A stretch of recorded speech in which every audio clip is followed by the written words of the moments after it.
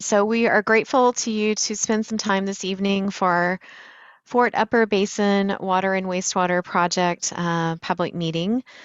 Our agenda tonight is to start with welcome and logistics, which we've done, and then we will introduce our project team.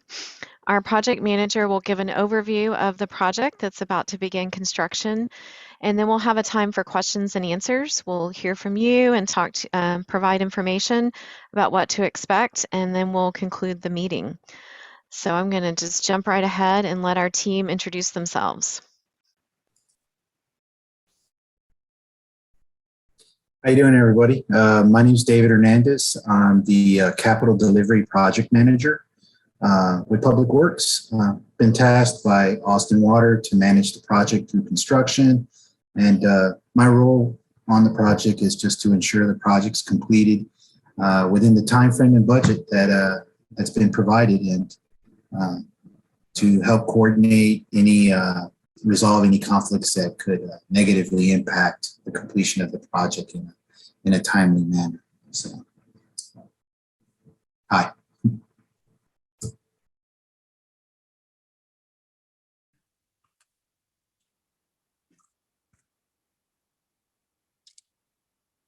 Afternoon, everybody. My name is Raymond Ridgway. I will be the construction inspector for the project.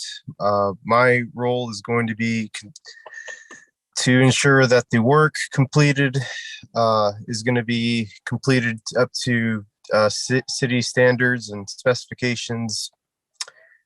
And I will also be your face in the field that you'll see if you need to, the field will need to come out and talk and ask questions. And thanks, everybody. Yes. Hi, everyone. My name is Michaela Stanch. I am the project sponsor for this project, which basically means that I represent Austin Water Utility. I'm on the project team and make sure that it's in line with what the utility is looking for in our assets.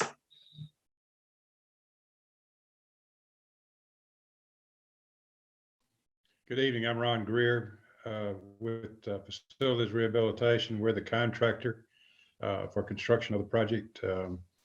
We'll be on site, and you'll see me out there on occasion. We'll have a foreman out there that once we get a little bit closer, he'll be assigned. But if any issues come up, I can be contacted and to get them resolved. And we're looking forward to the project.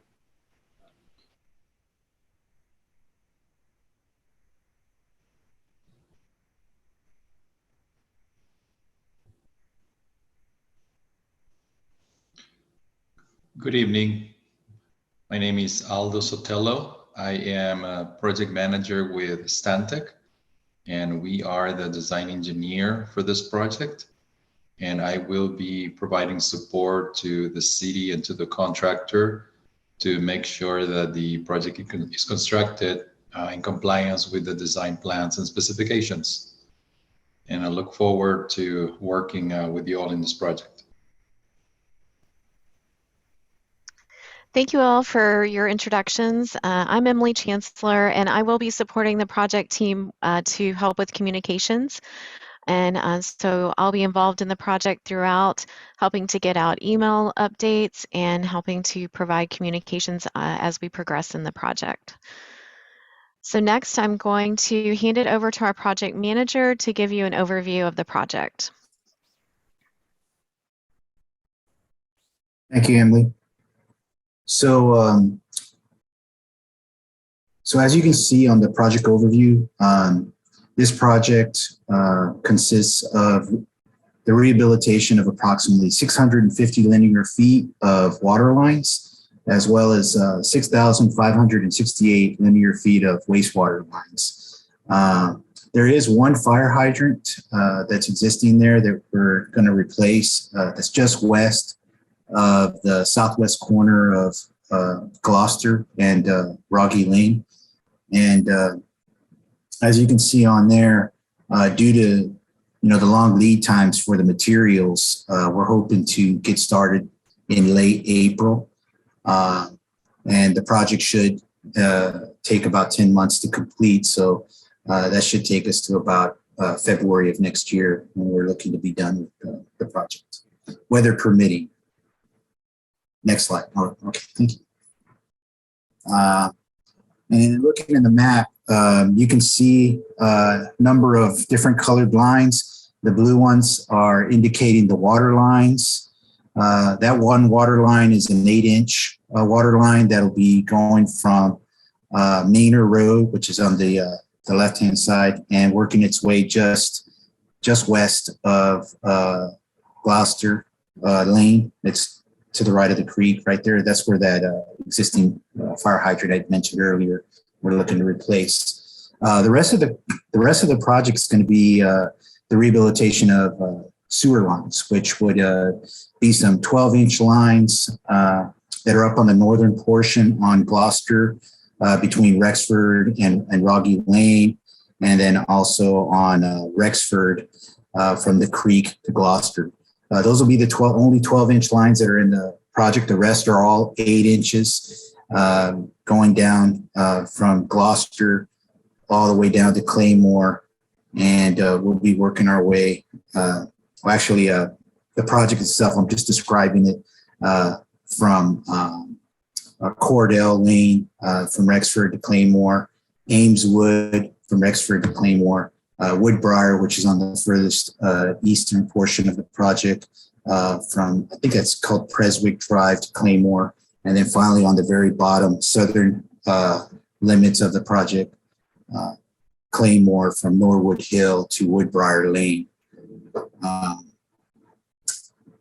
Next slide.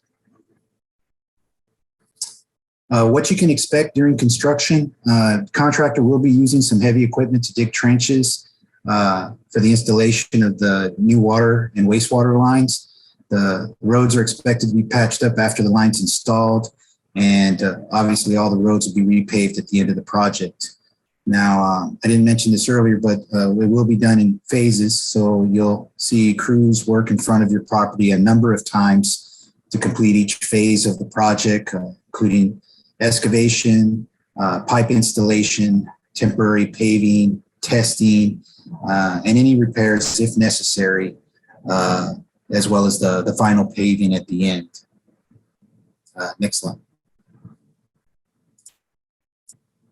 And that's an illustration of an open cut trench installation, which requires the opening of the surface to the ground, and we just keep excavating till we get to the required depth so we can install the water line or the sewer line to complete the improvements. Next slide. So other items you can expect during construction. Within the right-of-way, most of the work is limited to the right-of-way. Now, in many cases, the right-of-way is located between the street and the sidewalk. This is kind of an area where you might consider it as a part of your lawn. Now, it may be necessary for you to remove some landscaping and other personal items that you have in the right-of-way before we put in some new water services or clean outs. So don't worry. We'll be getting with you before we get into those areas and coordinate if there's any of these kind of situations that arise. But we do want you to be aware that the public right-of-way does kind of include that area. And in this project, some areas it can range from 7 to about 13 to 14 feet behind the back of the curb. So that's just something to be mindful of. Next slide. Other items that you can expect during construction, traffic. In some cases, the street will be closed and detours will be provided. You'll always have access to your homes for brief periods. Driveway access may be limited, but again, we'll be coordinating with you. As you can always imagine, construction can sometimes be convenient, but we hope to communicate when those inconveniences arise so you can plan around it. And try to limit that inconvenience to as much as possible. Water service, at some point, I know there's only a small portion of this where, the water will be turned off to connect to the new line. Most likely it'll just be for a few hours on a single day, but we will notify you with flyers posted on your door prior to turning off the water. And obviously, emergency outages are possible should a water line break during construction, but we're always looking to try to get that corrected as soon as possible. Now, for this project, our work hours are generally Monday through Friday, 7 a.m. to 7 p.m., and Saturday and Sunday with the same time, 7 a.m. to 7 p.m.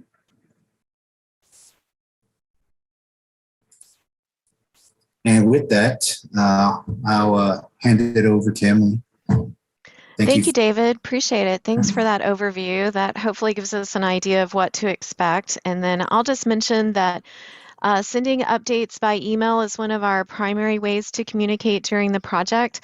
And if you go to the project website, which is austintexas.gov/Fort Upper, there's the link there where you can sign up to get those email updates. And I'll work to get that link in the chat for you. I'll do that here in a minute.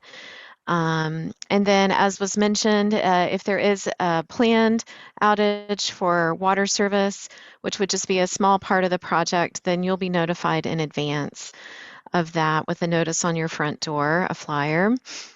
And we're now to the question and answer part of the meeting. So we'd love to hear from any residents who are attending. If you've joined by phone, which it looks like one person has, you can press *9 on your phone, and then you'll be given some instructions to unmute.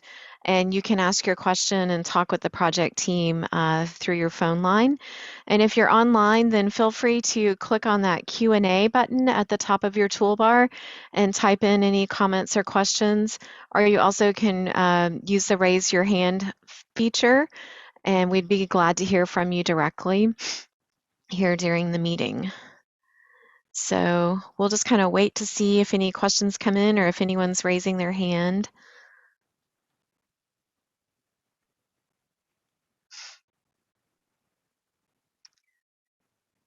All right. Looks like we have a caller who has raised their hand. I believe you're connected now. Feel free to ask your question. Yes, hi. I was just wondering, so a lot of our homes have the old galvanized pipe for the water main. Are we going to be messing with our meters for our water, like our personal meters for our house at all? So I think the question is, will the water meters be changed or replaced in this project, right? That is correct. Okay, so David, can you address that? Yeah, in the one section that we have on Roggy Lane, we are planning on replacing those meters. So the water meters for the section on Roggy, and y'all tell us if we're saying that street name wrong. We've had some debates in our project team meetings.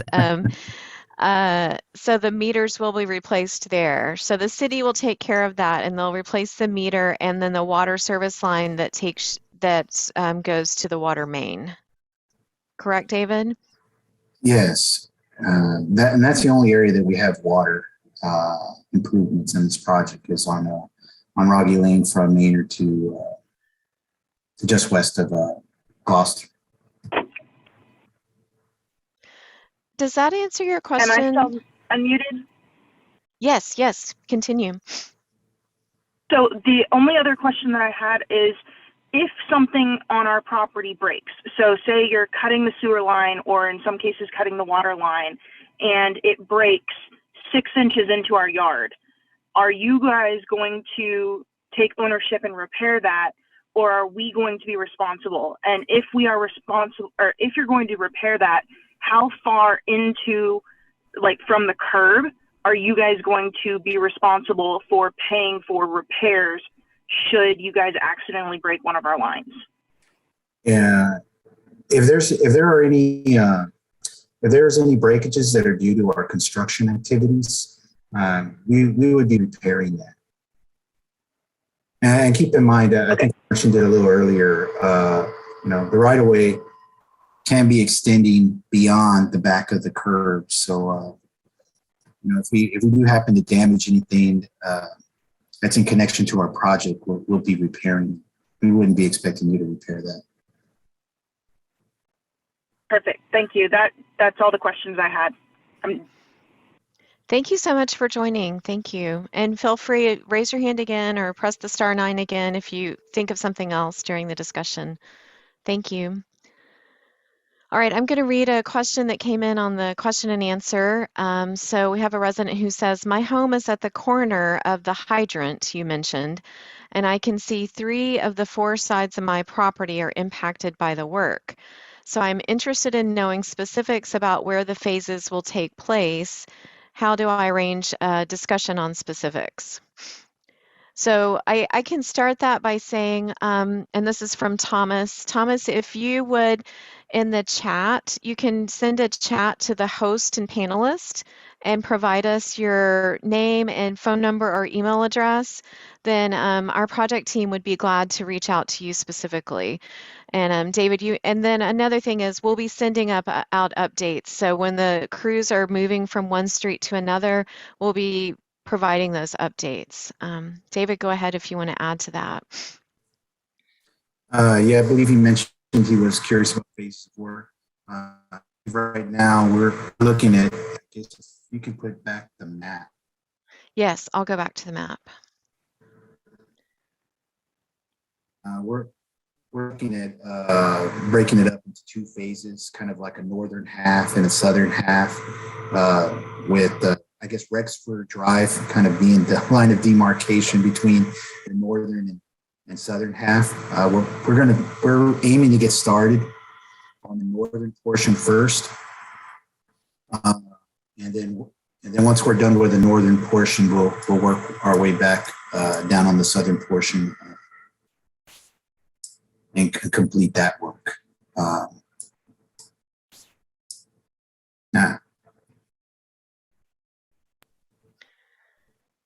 And thank you, Thomas. We did receive your contact information, and so I'll provide that to David and Raymond, and so they can get in touch with you and talk about specifics.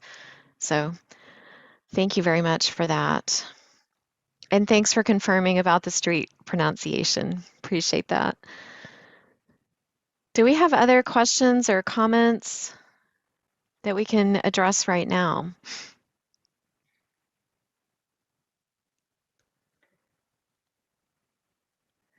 I don't see any coming in, so I'm going to go ahead and go to our last slide here. And Scott, if you're able, are you able to grab that project website link and put it in the chat? I don't have enough screens to do that and share my screen right now. It's let's see, it's right here. It's the austintexas.gov/Fort Upper. If you can get that in the chat for everyone. And then I'm sharing our contact information here on this last slide, and this information is also on our project page. And you've heard from David and me and also Raymond tonight. And as Raymond mentioned, he will be in the field, will be present there, and he provides his cell phone number. And so if you have an issue that's sort of urgent about access or a question about what's going on, he's the most familiar with what's happening out there in the field during construction. And I have to tell you, the job that Raymond and his colleagues do, they are keeping our city running. It's really amazing what they're able to accomplish out there. Keep things running. Well, I don't see any. Scott, have I missed any questions, or is there anything? No, I think we got everyone. Okay. So then I think we're close to wrapping this up then. I always try to pause in case someone's just about to hit send on their last question.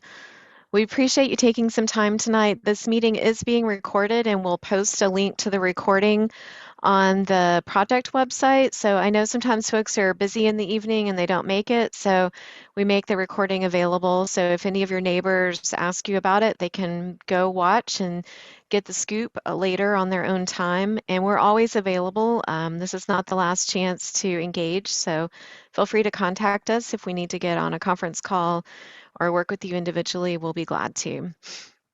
And I think that's a wrap. Thank you for spending your evening with us, and have a nice evening.